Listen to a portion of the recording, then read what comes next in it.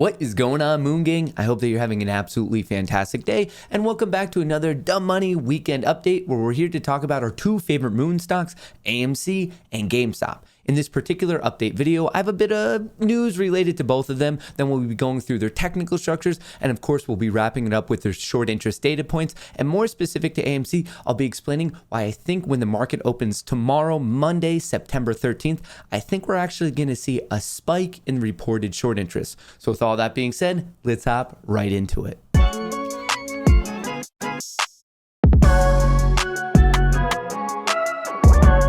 Alrighty then. So AMC closed out the most recent week of trading at $50.16 on Friday. It gained 3.38%. It was on 90 million in volume. So the reason I'm bringing up the volume right here is honestly because this was a beautiful close above 50. That's a huge technical breakout. The only thing that would have made it perfect is if we had more volume. I'm looking in the range of at 115, 125 million, something in that range as a base and higher. But overall, hey, it's very close to being perfect. This is phenomenal. I love AMC above 50. I'm just looking for general market acceptance, as in more volume being traded above 50, but who knows? That could be coming as early as tomorrow. AMC over the past week is up almost 14%, and from the start of this year until this very moment, it is up 2,266%. Phenomenal. Obviously not a dead cat. All these people that have price predictions, 1 cent, $1, $3, $6. Hey, it's trading at 50. The scoreboard isn't lying. This is crazy. Obviously, they are very, very wrong. GME closed out the week at 190.41 cents, which was a drop of 4.4%. Now, on the surface level, this, in my opinion at least, seems a little bit more rough than it truly is, because don't forget, after the market closed on Wednesday, it did have its earnings announcement, and it pretty much went from 204 at one point down to 177. At first, there was a very negative reaction to GME's most recent earnings call, but when it started trading, because remember, pre and post market are a lot lighter volume, smaller volume. When we started trading in normal market participants, it bounced from that 177, 178 level all the way back up to 200 plus. So very, very impressive. I mean, there are so many articles being written, GameStop falling, this is it, they're done. And no. In fact, people, as soon as the market went ding, ding, ding, people stepped in, started buying, and pushed it back up to the levels it's been at recently. It also had a little bit lighter volume, 3 million. Its average volume over the past 10 trading days is 3.7 million. Over the past week, because of this earnings call, it's down 6%, but over the past month, it's still up 20. And from the start of the year until now, it is up 900 and pretty much 11%. So both of them, if I like on the weekend to take a step back and see where we've been going, because right now, both of them from the start of the year until now are sky high. Now, before we get into the news about them, just so you know, the overall market, the S&P 500, I believe this was a Thursday, whatever it was, September 2nd, did make a new all-time high. And I want to bring this up just because on Friday, it wasn't the best day. It dropped 0.8%. People were kind of panicking. And I do believe that there's potential downside to 442, 443. But please understand, this is like one little puny red bar in the fact that we've been running pretty much nonstop ever since March of 2020 at the $220 mark. It is very, very acceptable to have a realistic, healthy pullback. So that's for the S&P 500. A little bit more interesting here, the Russell 2000. The only reason I say that is because AMC is the biggest stock in it. And recently, even though AMC is the biggest stock in the Russell 2000, most recently, the Russell 2000 had it had a rough week. It's down 2.78%. But on the other hand, AMC was up almost 14%. So some of the times we're seeing the Russell 2000, the small cap sector, providing headwinds and tailwinds to the biggest one in the stock, AMC. But over the past week, AMC did not care. So even though AMC was in the green, on a relative day basis, it was even stronger than the numbers we're just seeing. Right here, Russell 2000, similar to the S&P 500, week, I do think has a bit more of downside. I'm watching 221 and I want to see how it reacts to that particular level. So before we get into an additional breakdown of what's going on with the daily AMC and GME, let's hop into this thing that came out on September 10th. And this does relate to both of our moon stocks. AMC short seller Ode Asset Management Hedge Fund has suffered a massive loss over the past month. This is no surprise. With the stock doing so well, anyone who's shorting it is clearly, if they're not already underwater, they're trending back to being underwater. I will post this in the description below, but I just want to bring one thing to your attention. AMC Entertainment shares have now breached the $50 price level, huge technical breakout, and are now up 70% since Hanbury O'Day disclosed his bearish bet on AMC.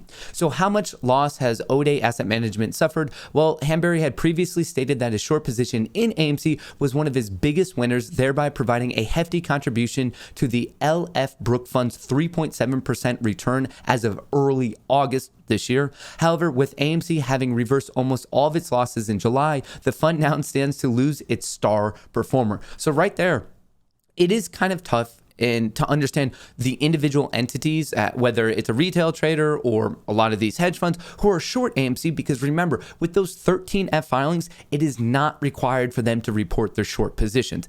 Anyone who's managing over $100 million has to do a 13F filing. They come out quarterly, they report their long positions, their calls and their puts, but for whatever reason, which blows my mind, they do not have to report their shorts. So the ones who we know are short, it's because they've publicly stated it, such as right here, O'Day Asset Management. We know about Melvin, and I'm about to talk about them with GameStop. We know there's a host of them. Iceberg Research. Some people choose to publicly state it, and whether they're doing it for clout or whatever reason, ego, blah, blah, blah, it doesn't really matter. Right now, all of these people are losing money. And with respect to GME, I thought this was interesting. According to S3 Partners, GameStop short sellers lost another $100 million in August, bringing their cumulative losses to around $6.5 billion. Should the current rally in AMC shares continue, its detractors are likely to face a similar fate, and I wholeheartedly believe that. So AMC, GME, more from the narrative, the story, the storyline that people are following, the people who are betting against it. I know they say we're crazy. We're the crazy ones. We're dumb money. We don't know what's going on. But when it comes down to something as simple as taking a look at the scoreboard, clearly the people betting against it are the ones who have been losing money. Now let's talk about AMC's daily chart. The most recent week was phenomenal, up borderline 14% ever since we started the most recent rally, when I was mentioning that, hey, the momentum's changing. And that was as simple as looking at the MACD crossing over and basically it's staying in the green, as in the apes, the bull is still kind of controlling the pottery. Ever since that point, we are up 63%. Most recently on Friday, we did hit $51.70. I love the fact that we broke above 50 and we closed above it. That's a huge technical breakout. It's a key psychological level. We're looking for AMC to hold above that. And in terms of resistance, the next thing I have is really 53. That's where we saw some support in this time frame in June. And from there, I think we might be sailing up to the higher 50s, maybe even the low 60s. So for this upcoming week, my main watch in terms of resistance is 53. I want AMC to hold above 50. That's just a very, very strong showing. And clearly, momentum's on our side. And from there, the lower 60s. In terms of support, we know we have some support around 45, and then there's major support at 42.5. With this, love the momentum. Right here, I'll actually show you the MACD of what's going on. Let's close this out. So ever since this cross back here in mid-August, the momentum has clearly been in the long favor, and we're showing that in the green. And right now, it's not really showing any weakness. The only way, and I was alluding to this earlier, the only way this would be more perfect is as we're breaking out of these important levels, I want to see abnormal spikes in volume. I want this to be accepted by a lot of market participants. We want to see spikes around 115, 125, 150 plus million shares traded on AMC, and that would really solidify this entire situation in our favor. Very quickly, here's AMC on the 2-hour chart. I've been talking about how it was a bit range bound and we had a multiple cup and handles and really wedged same highs and higher lows. Well, I just wanted to show you this one more time to drive it home. We broke above that. We are now officially out of this range, above 50. This is looking very good from a technical perspective. Very, very, very strong. And just so you know, this is the point where, hang on, let me first run through these numbers and then I'm going to be explaining why I think the short interest, the next reported one from Ortex, I think the short interest is about to jump higher. So AMC, as of Friday, they borrowed 3.57 million shares against it with a net of 439,000. That puts the short interest, their estimation, at 18.42. Utilization is 91.44. And the shares on loan given this will probably be around 115 million. So why do I think that this is going to go higher? Well, on Friday, September 10th, they released the exchange reported short interest for August 31st. Well, if we look back at that, the report was for 96 million shares betting against AMC. But at that point in time, Ortex was estimating 86. So they were off by about 10 million. So roughly 10%, a little bit higher. So they're going to go back and look at the predictive models, because remember, this is estimated. And then being under, they're going to scale it back up, because the people who are selling it, the people who are taking these shares out on loan and actually taking it to the next step and shorting it, they're more aggressive than Ortex was predicting for. So when this number comes in, I think we're going to see this green line. We're going to see kind of a dramatic spike in it. And I would not be surprised if it actually goes higher than some of the highest we've seen of this year, which clocks in at 19.64%. I think there's a good shot that AMC will actually be pushing 20%. And please understand, these numbers, when we're talking about Ortex, is by definition a conservative floor value. Ortex tracks 85% of legal, legitimate market transactional volume. So we're missing 15% of the legal, legitimate picture and 100% of the illegal, illegitimate picture that shouldn't be happening. And I'm just basically referring to naked shorts. So I'm saying the conservative floor value is actually pushing a year-to-date high, which, remember, for us, the more shorts that are trapped in this trade, that increases the proverbial ceiling of where this could go in the event of the mother of all short squeezes. And finally, to wrap it up with AMC, here is the flow. So on Friday, the bulls did dominate the day, 53% versus 47%. Now let's talk about GME. On Friday, they borrowed 716,000 against it, which, I mean, with GME being a lower float stock, that's a sizable number. The net was 283,000. The short interest is 12.87%. You take these numbers into account, we're pushing 7 million shares on loan with a utilization of 34% and a short interest just below 13. I also wanted to say this estimation. So before, obviously, Ortex underestimated what was going on with AMC, but check this out. They were off by only 60,000 on GME. So the predictive model, at least for the most recent rundown, was pretty much spot on. So I'm not expecting a similar jump in what we're seeing in the estimated short interest as I am with AMC relative to GME. Now let's take a look at GME's chart. So we all know what happened on August 24th. It was a great day. Then we saw this bullish pennant. It broke out. It was a fake out breakout. It was riding this line lower into the earnings. And then the earnings, huge gap down, and everyone, all these mainstream media commentators, pundits, whatever you want to say, people basically just don't like GME. They're like, this is it. It's done. It's coming back sub 150, 100, whatever it is. But no, in fact, the exact opposite actually occurred.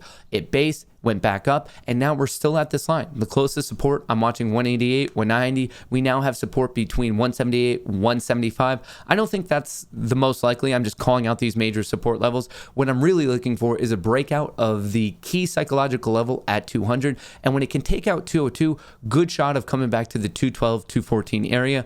But right here, I know these days weren't fun, but GME, it should be lower. Like the way everyone was pitching it is like, hang on, this is done, huge gap down, but it has a secret amount of strength. The fact that, hey, like it should have been falling farther. This should have caused panic, and it didn't. And to me, that's representative of quite a bit of strength or secret strength, whatever you want to call it. But clearly, there is still demand for GME. In terms of its 2-hour chart, a little bit different. So we have still that kind of range. Recently, this bottom support has turned into resistance. We got knocked on it twice. And with just how low the RSI has been, the relative strength index, this momentum indicator, this is what I'm looking for. This is why I'm calling out 200, because I want GME to get back in this region and eventually break out of 225, which will then set up 240. In terms of GME's flow on Friday,